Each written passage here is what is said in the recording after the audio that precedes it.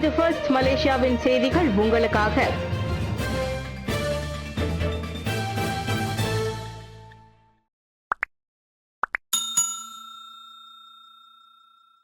உலக மகளிர் தினத்தில் பெண்களை வெகுவாக பாராட்டினார் பிரதமர்.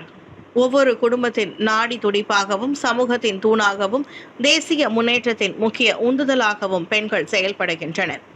வலுவான குடும்பம் மற்றும் வளமான சமூகத்திற்கு பின்னால் சிறந்த எதிர்காலத்தை வடிவமைப்பதில் பெண்களின் தியாகம், சகிப்புத்தன்மை மற்றும் அறிவாற்றல் இடம்பெற்றுள்ளதாக நேற்று கொண்டாடப்பட்ட உலக மகளிர் தினத்தை முன்னிட்டு தனது முகநூல் பதிவில் பிரதமர் ஸ்ரீ அன்வார் இப்ராஹிம் பதிவிட்டுள்ளார்.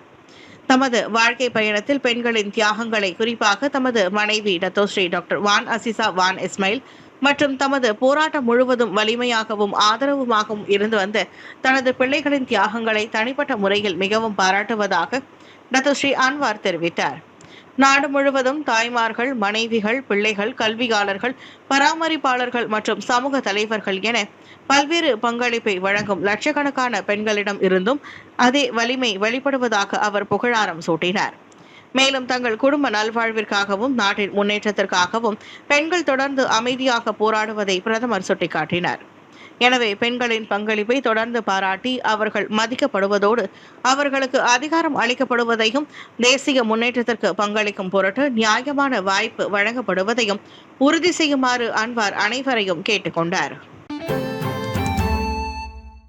இணைய வழி வாகன ஏலம் JPJVBID செயலி அறிமுகம்.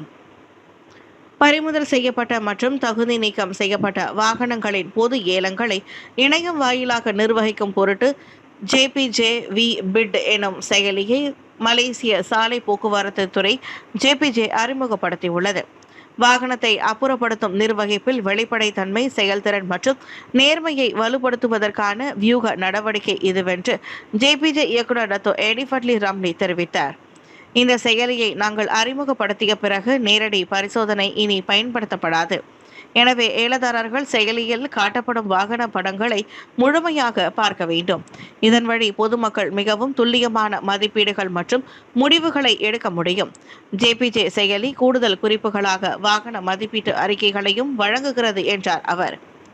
நேற்று கிளந்தான் மாச்சாங் லபோகில் உள்ள JPJ அமலாக்க நிலையத்தில் நடைபெற்ற JPJVBID செயலி அறிமுக நிகழ்ச்சிக்கு பின்னர் டத்தோ ஏடி ஃபட்லி செய்தியாளர்களிடம் பேசினார். ஸ்லாங்கூர் தமிழ் பள்ளிகளுக்கு இடையிலான மாபெரும் சதுரங்க போட்டி வரும் மார்ச் 14ஆம் தேதி 524 மாணவர்கள் பங்கேற்பு. ஸ்லாங்கூர் தமிழ் பள்ளிகளுக்கு இடையிலான மாபெரும் சதுரங்க போட்டிகளில் ஒன்றாக TSV தமிழ் பள்ளிகளுக்கான சதுரங்க போட்டி 2026 ஏற்பாடு செய்யப்பட்டுள்ளது. வரும் மார்ச் 14ஆம் தேதி காலை 8 மணி முதல் மாலை 6 மணி வரை ஷா அலாம் சுங்கைரெங்காம் தமிழ் பள்ளியின் மாநாட்டு மண்டபத்தில் இப்போட்டி நடைபெறுகிறது.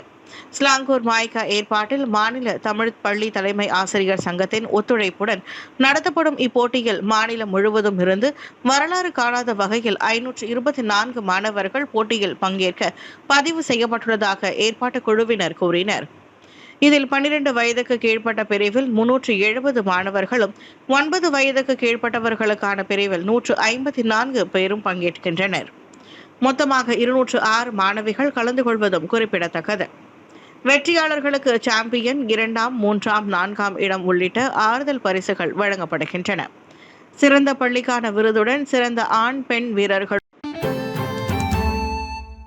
மத்திய கிழக்கு மோதல் 649 மலேசியர்கள் சிக்கியிருக்கின்றனர்.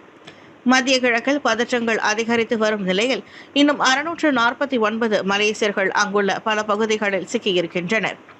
இன்னும் தயார் நிலையில் இருக்கும் வணிக விமானங்களின் மூலம் அவர்களை நாட்டிற்கு திரும்ப அழைத்து வருவதற்கான முயற்சிகளில் தற்போது கவனம் செலுத்தப்பட்டு வருவதாக வெளியுறவு அமைச்சு கூறியுள்ளது. மாலை 6 மணி வரை சுமார் 24,568 மலேசியர்கள் விட்மா புத்னாவின் கான்சுலர் எனப்படும் மின்னியல் தூதரகத்தின் அமைப்பில் பதிவு செய்திருப்பதாக நேற்று வெளியிட்ட ஓர் அறிக்கையில் வெளியுறவு அமைச்சு குறிப்பிட்டுள்ளது. பாதிக்கப்பட்ட மலேசியர்களுக்கான இடமாற்ற நடவடிக்கைகளையும் தூதரக உதவிகளையும் ஒருங்கிணைப்பதில் சம்பந்தப்பட்ட வட்டாரத்தில் உள்ள மலேசிய தூதரகம் தற்போது கவனம் செலுத்தி வருவதாக அந்த அறிக்கையில் குறிப்பிடப்பட்டுள்ளது. இதனிடையே அவ்வட்டாரத்தில் பாதுகாப்பு நிலைமை மோசமடைந்தால் அங்குள்ள மலேசியர்களை மீண்டும் நாட்டிற்கு அழைத்து வருவதற்கான திட்டத்திற்கும் அரசாங்கம் ஒப்புதல் அளித்துள்ளது. சோதனை நடவடிக்கைகளில் அதிகமான இளைஞர்கள் கண்காணிக்கும்படி பெற்றோருக்கு அறிவுறுத்து.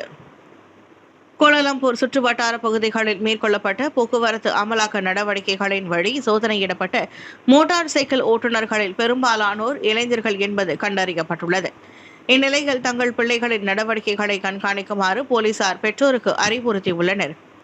இரவு மணி 8 தொடங்கி அதிகாலை மணி 5 வரை மேற்கொள்ளப்பட்ட ஒருங்கிணைந்த சோதனை நடவடிக்கையில் 15 முதல் 21 வயதிற்கு உட்பட்ட மோட்டார் சைக்கிள் ஓட்டிகளே அதிக அளவில் சோதனை செய்யப்பட்டதாக கோலாலம்பூர் போக்குவரத்து விசாரணை மற்றும் அமலாக்கத்துறை துணைத் தலைவர் சூப்பரிண்டென்டென்ட் சுஃபியான் அப்துல்லா தெரிவித்தார். பறிமுதல் செய்யப்பட்ட மோட்டார் சைக்கிள்களில் பெரும்பாலானவை அமைப்பில் தீவிர மாற்றங்களுக்கு உள்ளாகியிருந்தன. அதாவது எக்ஸாஸ்டுகள் மற்றும் டயர் அளவுகள் விவரக்குறிப்புகளை பூர்த்தி செய்யவில்லை என்றார் அவர். ஜாலான் பஹாங், ஜாலான் கெந்திங் கெலாங் மற்றும் ஜாலான் செமாராக் ஆகிய இடங்களில் நடத்தப்பட்ட சோதனை நடவடிக்கைகளில் சுமார் 2000 வாகனங்கள் சோதனையிடப்பட்டு 797 சம்மன்கள் வெளியிடப்பட்டன. அதேவேளையில் மாற்றி அமைக்கப்பட்டதாகவும் விவரக்குறிப்புகளை பூர்த்தி செய்ததாகவும் சந்தேகத்தின் பேரில் 80 மோட்டார் சைக்கிள்கள் பறிமுதல் செய்யப்பட்டன. 2026 அகில இங்கிலாந்து பூப்பந்து இறுதி சுற்றில் ஏரோன் ஊயிக் 2026 அகில இங்கிலாந்து பூப்பந்து போட்டியின் இறுதி சுற்றில் கால் பதித்து ஏரன்சியா சோவூயிக் இணையினர் அப்பட்டத்தை வெல்வதற்கான வாய்ப்பை பிரகாசமாகி கொண்டுள்ளனர். நாட்டின் ஆடவர் இரட்டையரான அவர்கள் நேற்று அதிகாலை நடைபெற்ற அரையிறுதி ஆட்டத்தில் சீனாவின் சென் பாயாங் லியூ ஜோடியை தோற்கடித்தனர். யூட்டிலிட்டா பெர்மிங்ஹாம் அரங்கில் நடைபெற்ற அந்த ஆட்டத்தின் முதலாம் செட்டில் 15வது நிமிடத்திலேயே ஏரோன் ஊயிக் ஆதிக்கம் செலுத்த தொடங்கினர். எனினும் இரண்டாம் செட்டில் 15-18 என்ற புள்ளிகளில் அந்த ஜோடி பின்தங்கியது. வெற்றியை நிர்ணயிக்கும் மூன்றாம் செட்டில் இரு அணியினருமே தங்களின் அபார ஆட்டத்திறனை வெளிப்படுத்தி 18-18 என சமன் கண்டதை அடுத்து அவ்வாட்டம் மேலும் விறுவிறுப்பானது. இரண்டாம் நிலையில் இந்நிலையில் 21-19 என்ற புள்ளிகளில் உலகின் இரண்டாம் நிலை ஜோடியான ஏரோன் ஊயிக் அந்த ஆட்டத்தை வெற்றி கொண்டனர். இறுதி சுற்றில் தென்கொரிய ஆட்டக்காரர்களான கிம் ஒன் ஹோ, சியோ சியோங் ஜே ஜோடியை ஏரோன் ஊயிக் சந்திக்க உள்ளனர். தேசிய வளர்ச்சியின் முக்கிய தூண்களாக செயல்படும் மகளிர். நாட்டின் மகளிருக்கான உதவி, பாதுகாப்பு மற்றும் பாதுகாப்பான இடங்களை வழங்குவதில் அரசாங்கம் தொடர்ந்து முயற்சிகளை மேற்கொள்ளும் என்று துணை பிரதமர் ஸ்ரீ ஃபடிலா யூசுப் தெரிவித்தார். தேசிய வளர்ச்சியின் முக்கிய தூண்களாக பெண்கள் செயல்படும் வேளையில் சிலர் திரைக்கு பின்னாலும் பெரும் பங்காற்றுவதை அவர் சுட்டிக்காட்டினார். மக்களிடையே பெண்களின் நிலை குறித்த மாறா நிலை சிந்தனையை மாற்றி அமைத்து அவர்களின் பங்களிப்பு மற்றும் சாதனைகள் அங்கீகரிக்கப்பட்டு பாராட்டப்பட வேண்டும் என்று நேற்று கொண்டாடப்பட்ட உலக மகளிர் தினத்தை முன்னிட்டு தனது முகநூல் பதிவில் ஃபடிலா கூறினார். தலைமுறை கல்வியாளர்களாகவும் சமூக மாற்றத்திற்கான சக்திகளாகவும் பெரும்பாலான பெண்கள் உருவாகி வந்தாலும் அவர்களின் நல்வாழ்வு, பாதுகாப்பு மற்றும் நியாயமான வாய்ப்புகளை வலுப்படுத்தும் முயற்சிகள் தொடர்ந்து தீவிரப்படுத்தப்பட வேண்டும் என்று அவர் கேட்டுக்கொண்டார். மலேசியாவில் குடும்பம், கல்வி, பொருளாதாரம் மற்றும் தலைமைத்துவம் உள்ளிட்ட பல்வேறு துறைகளில் பெண்கள் முக்கிய பங்கு வகிப்பதாக அவர் மேலும் புகழாரம் சூட்டினார்.